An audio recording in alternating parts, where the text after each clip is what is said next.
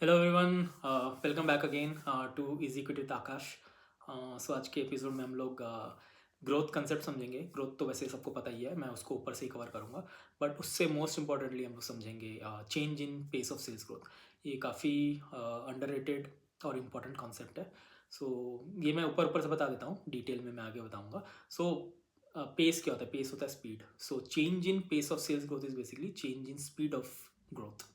अगर कोई चीज़ 100 के स्पीड से पहले जा रही थी या कुछ एक स्पीड पर्टिकुलर से ग्रो कर रही थी, अब वो उस स्पीड को मेंटेन कर पा रही है कि नहीं, चेंज हो रही है कि नहीं, उसे हमें समझना है। ठीक है। Before starting off this with this I just give a disclaimer कि मैं यहाँ पे काफ़ी सारे एग्जांपल्स लूँगा just to make things practical and very easy to understand and to relate better, right. So आप उसको प्लीज़, उससे आप बहकावे में आके बाय सेल मत कर लो, उससे आप इन्फ्लुएंस मत हो। आप अपना रिसर्च करो, चीज़ों को समझो, कंसेप्ट को समझो जो मैं समझा रहा हूँ।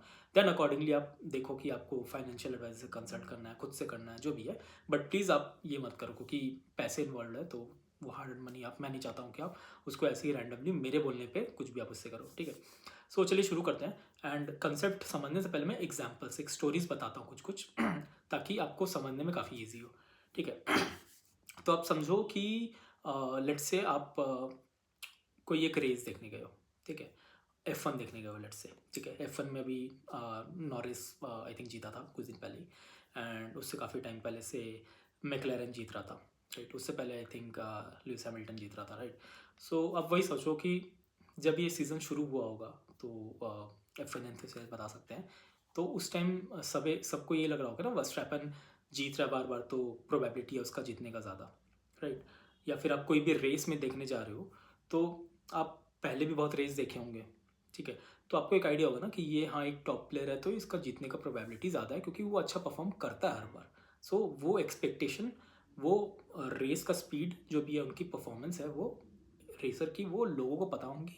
And based on that late से वहाँ पे, अगर इंडिया में तो ऐसा है नहीं, बाहर में लेट से लीगल भी होता है पैसे वैसे लगाने रेस वगैरह में, तो अकॉर्डिंगली आप लगाते होंगे पैसे। ये आपके माइंडसेट में बना होता है कि ये कंपनी या ये रेसर जीतेगा, राइट।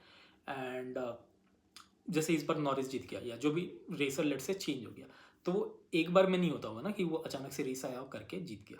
ठीक है। एक पूरे रेस में भी, वर्ल्ड चैंपियनशिप में भी मल्टीपल रेसेस होती हैं। ठीक है। पहले एक ट्रैक में होगा, फिर दूसरे ट्रैक में होगा, फिर क्वार्टर फाइनल्स होगा, फिर फाइनल्स होगा, सेमीफाइनल्स होगा, मतलब मल्टीपल रेस होंगी। एंड उसमें आप देख सकते हो कि कोई एक या दो रेसर या कुछ पर्टिकुलर ग्रुप होती होंगी जो अच्छा परफॉर्म कर रही होगी कंसिस्टेंटली एंड पहले से बेटर परफॉर्म कर रही होंगी, राइट। तो आपका एक ओपिनियन बनता होगा कि हो सकता है ये जीत जाए या ये इसको काटे के टक्कर दे या ये इसका स्पीड बेटर है, राइट। सो वैसे ही मार्केट में भी चलता है कि लेट्स से कोई एक कंपनी है जिसकी ग्रोथ चल रही है लेट्स से 30% की। ठीक है। By growth I mean sales growth. For example एक कंपनी है एक्स, वो कुछ सेल करती है, वो 100 रुपये की सेल किया उन्होंने लास्ट ईयर। इस साल उन्होंने किया 130, लेट्स से इसके नेक्स्ट ईयर भी किया और 30% कितना हो गया, 170 ले लेते हैं एवरेज में। एंड उसके नेक्स्ट ईयर लेट्स से 210, वही 30% के सेल्स कर रहे हैं। ठीक है। तो आपके दिमाग में माइंड चलेगा ना कि, माइंड में चलेगा कि 30% का ग्रोथ दे रहा है तो ये 30% का ग्रोथ देते रहेगा, प्रोवाइडेड कंपनी में कौन कॉल में आप देख रहे हो, पढ़ रहे हो कि हाँ ग्रोथ ड्राइवर्स है, वो नया कैपेसिटी एक्सपैंड कर रहा है, नए मार्केट्स में घुस रहा है, तो आपको लग रहा है कि हाँ ये 30% की सेल्स ग्रोथ सस्टेनेबल है, राइट। बट थिंग्स डिफिकल्ट तब होने लग जाती है जब ये 30% की सेल्स ग्रोथ चेंज हो जाती है। ठीक है। और ये लोग देखते नहीं हैं, मतलब मैक्सिमम रिटेलर्स को मैं देखता हूँ, मैं भी एक रिटेलर हूँ, मैं ऐसे अल्ट्रा एच नहीं हूँ अभी तक तो नहीं हूँ, बट हाँ कुछ टाइम में मैं बन जाऊँगा। तो वही है कि आप जब देखते हो कि ये जब चेंज हो जा रही है स्पीड, लेट्स से उन्होंने 200 करोड़ का सेल कर दिया with 30% growth, and next year उसने कर दिया 210 करोड़ का सेल। तो आप देखो कि 30% ग्रोथ से 5% ग्रोथ आ गया, जो 10 करोड़ की एक्स्ट्रा इंक्रीमेंटल सेल्स है, 10/200 कर दो तो 5% आया। ठीक है। तो आपके मन में जब आप इन्वेस्ट कर रहे थे या मैं जब इन्वेस्ट कर रहा था, तो मेरे मन में था कि वो 30% की ग्रोथ इंजिन है, 30% का बिजनेस है जो ईयर ओवर ईयर कंपाउंड कर रहा है 30% से अपने सेल को। मैं उस माइंडसेट से मैंने इन्वेस्ट किया था। ठीक है। अब ये चेंज हो गई, अब आ गई है 5, 6, 10% पे। ठीक है। तो मुझे अब मज़ा नहीं आएगा। ठीक है। एंड वो एक बार में नहीं होता है, उसके आपको साइंस मिलने लग जाएंगे।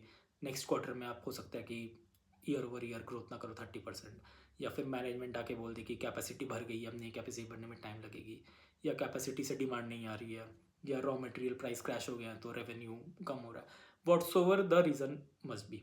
ठीक है। तो ये होता है change in pace of sales growth का एग्जाम्पल। तो यही है। और हम लोग और थोड़ा सा एग्जाम्पल दे सकते हैं।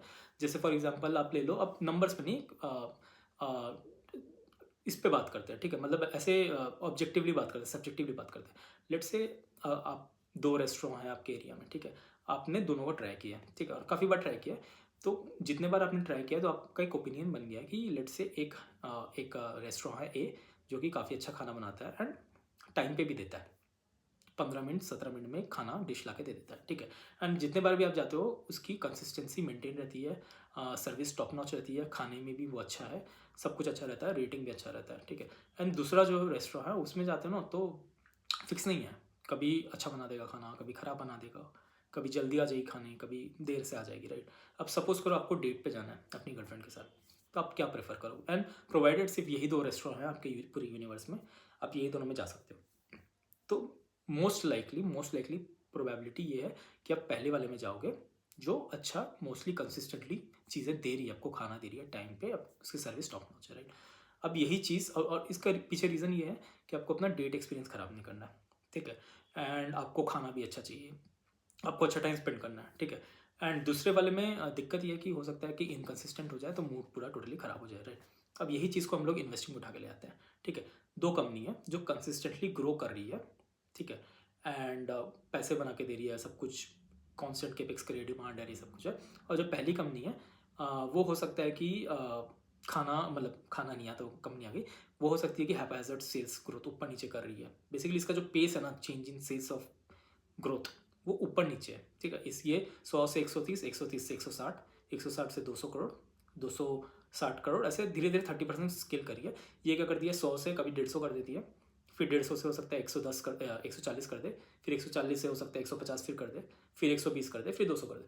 तो इसको मार्केट ना भावने देगा, क्योंकि इसका जो change in pace of sales growth है ना, वो तो पहला बात तो इनकन्सिस्टेंट ही है, ठीक है। और अगर कंसिस्टेंट है भी, मतलब अगर बढ़ भी रहा है, 50% बढ़ रहा है, तो हो सकता है 10% गिर जाए, या फिर अगर कॉन्स्टेंटली बढ़ भी रहा है तो वो इसको मैच नहीं कर पा रहा है, राइट। सो ये दोनों में आप किसको इन्वेस्ट करना चाहोगे?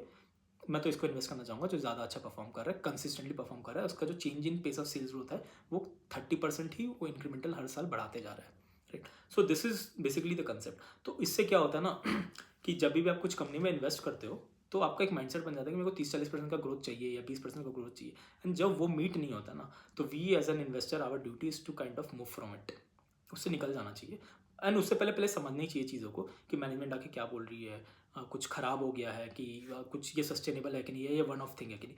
वन ऑफ थिंग है तो चलो ठीक है, बट एक्चुअली ये अगर ये सस्टेन करेगी चीज़ें तो ये ख़राब हो जाती है। मैंने कल वीडियो डाला था डुडला डेयरी इंडस्ट्री पे, तो आप उसमें जाके देखोगे ना, जो डुडला डेयरी थी उन्होंने एक्विजिशन एक नहीं की है, एंड उसके बाद भी उनका सेल ग्रोथ कुछ 2% का आया था, +2% ऐसा कुछ आया था, राइट। एंड उससे पहले साल उन्होंने 30% का सेल्स ग्रोथ दिया था। एंड आप उसके पीपीटी में जाके देखोगे ना, तो उन्होंने क्या लिखा पता है कि 2 ईयर्स केगर है 15% का। आप वही सोचो, लास्ट ईयर आपने कर दिया 30% का ग्रोथ, इस साल आपने किया 2% का ग्रोथ, दोनों मिला के हो गया 30%। आप 15-16% का केगर दिखा दे रहे हो कि 2 साल में मैंने 30% ग्रो किया। एक्चुअल में देखा जाए तो आपने इस साल ग्रो ही नहीं किया, आपने कुछ पैसे ही बना के नहीं दिए।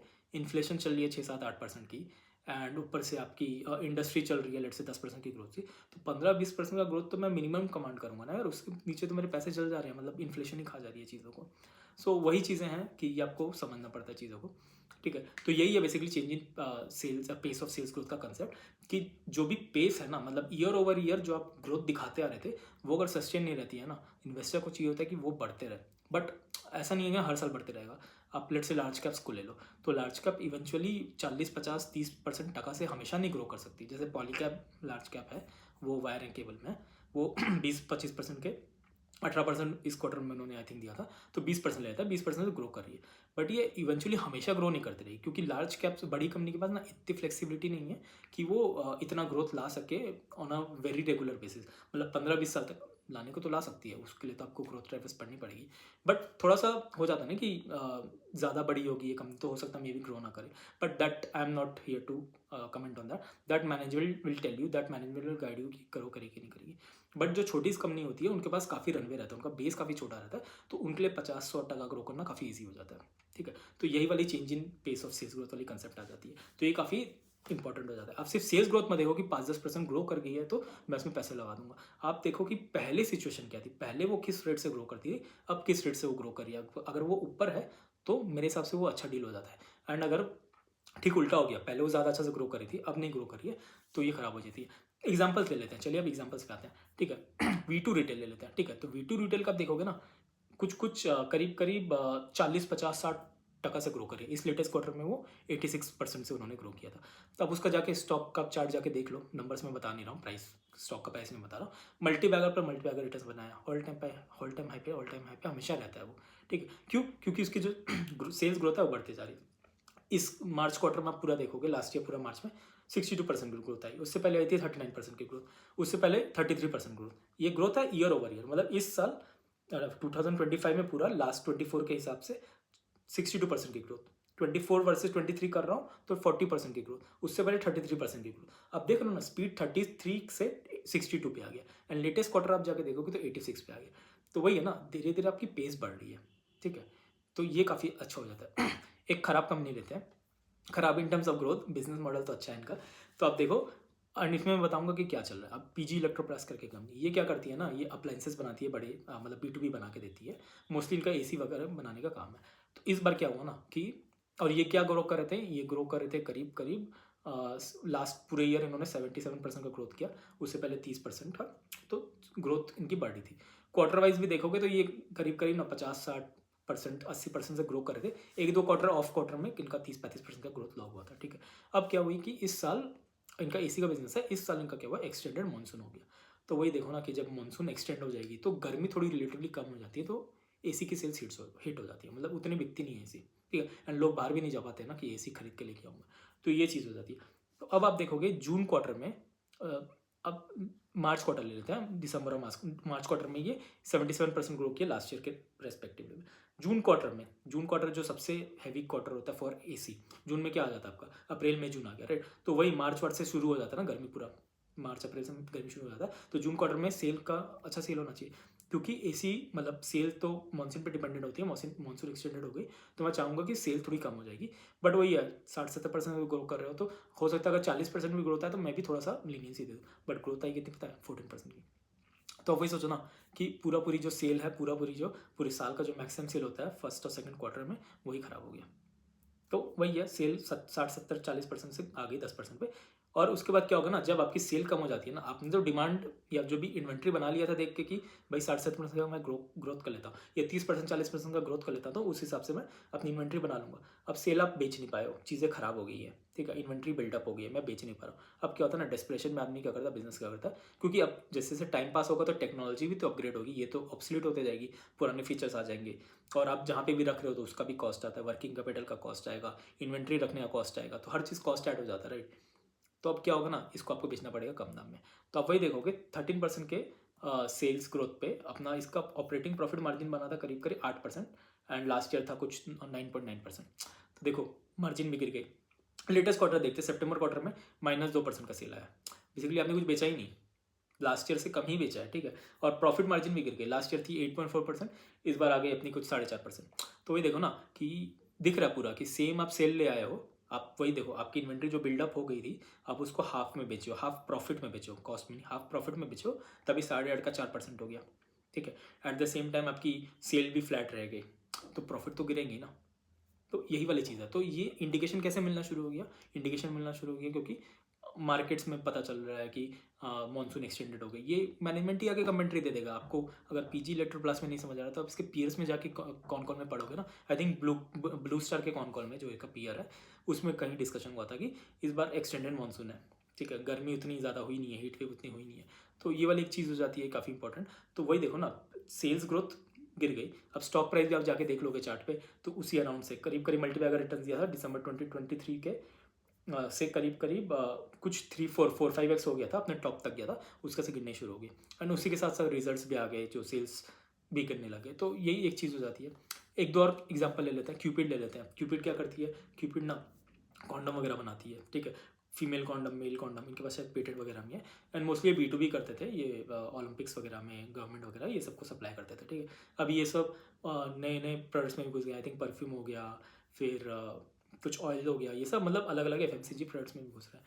तो अब इसका भी क्या सीन है ना, ये इनका ना मैनेजमेंट टेक ओवर हो गया था, कोई एक नया ग्रुप आ गया था, हलवासिया ग्रुप, वो पूरा ले गया ना, उसका पूरा काया पलट दिया। तो आप देखो लेटेस्ट लास्ट कुछ क्वार्टर से देखोगे ना, कुछ 25-30% से 40% से ग्रो कर रही है, कुछ क्वार्टर 50-60% भी दे रही है, राइट। तो वही देखो प्रॉफिट्स भी, ऑपरेटिंग लेवरेज भी मिलते जा रहा है इनको कंटिन्यूसली, प्रॉफिट्स भी बढ़ते जा रहा है। तो आप स्टॉक जाके देखोगे, स्टॉक डायरेक्ट बढ़ते जा रहा है, भागते जा रहा है, मल्टीपैकर बना रहा है, ऑल टाइम हाई के आसपास है। इसमें भी आप change in sales of pace of sales growth लगा दो, तो अभी इस क्वार्टर वो ग्रो किया 90% से, इसके पहले क्वार्टर ग्रो किया था 47% से, उसके पहले वाले क्वार्टर मार्च क्वार्टर में वन ऑफ सीजन था जिसमें -7% का ग्रोथ था, बट उससे पहले कंटिन्यूसली 4-5 क्वार्टर वही 40-50-60-30%, 40% इस रेंज से ग्रो कर रहा है। तो वही है, थोड़ा सा ऊपर नीचे इरेगुलरिटी है, चलेगा, हो सकता है कि मैनेजमेंट ने आके कुछ बताया हो, मैंने पढ़ा नहीं इनका कौन कौन अभी था। बट वही है ना कि ये सब नंबर्स आप देखोगे ना, जब पेस चेंज होती रहती है, बढ़ती जाती है कंसिस्टेंटली, तो पैसे काफ़ी बन जाते हैं। तो ये मेरा बोलने का पॉइंट है। अब उसके साथ आप कंपेयर कर लो, आप लार्ज कैप जाके जैसे एच देख लो कि ग्रोथ अभी कम हो गया, पहले 25-30% से ग्रो करता था कुछ साल पहले, बट उसके बाद एच बैंक और एक हाउसिंग वाला डिपार्टमेंट है ना, जो दोनों मिलकर जो मर्ज हो गया, तो ग्रोथ कम हो गई। कोल इंडिया देख लो कि लास्ट 2 साल पहले 3 साल पहले काफ़ी उसने पैसा बना के दिया था, बट उसके बाद उसका भी कुछ आई थिंक ग्रोथ भी कम हो गया। ग्रोथ अभी लास्ट 2 साल से सिंगल डिजिट में, इस साल तो -1% है, उस 2024 में 5% का ग्रोथ था, उससे पहले लास्ट 2 साल वो 20-25% से ग्रो कर रहा था, तो पैसे उस टाइम बने थे। तो वही है ना कि साइक्लिक नेचर भी हो जाता है इसमें, कि कंपनी ग्रो कर रही है, कभी नहीं कर रही है। तो मेरे को एज ए इन्वेस्टर, ऊपर से बड़ी कंपनी है ना, तो मुझे तो मज़ा नहीं आता बड़ी कंपनी में विथ लेस ग्रोथ में जाने के लिए। इससे अच्छा मैं छोटी कंपनी में देख लूँ जिसकी पेस डायरेक्टली कॉन्स्टेंटली बढ़ते जा रही है, एटलीस्ट मेंटेन रही है हाई पेस। तो यही है मोस्टली, काफ़ी काफ़ी सारे एग्जांपल्स मैंने कवर कर लिए। तो अभी तक के लिए तो यहीं तक रखते हैं, बाकी एल see in the next one. But हाँ, अगर आपको फिर भी इसमें कन्फ्यूजन हो रहा है या कुछ समझ नहीं आ रहा है, तो आप प्लीज़ बताओ मुझे, मैं इस पर एक और वीडियो बना दूंगा। बट हाँ, let's keep it till here, and please drop me comment और any question if you have. I will see in the next video. Thank you.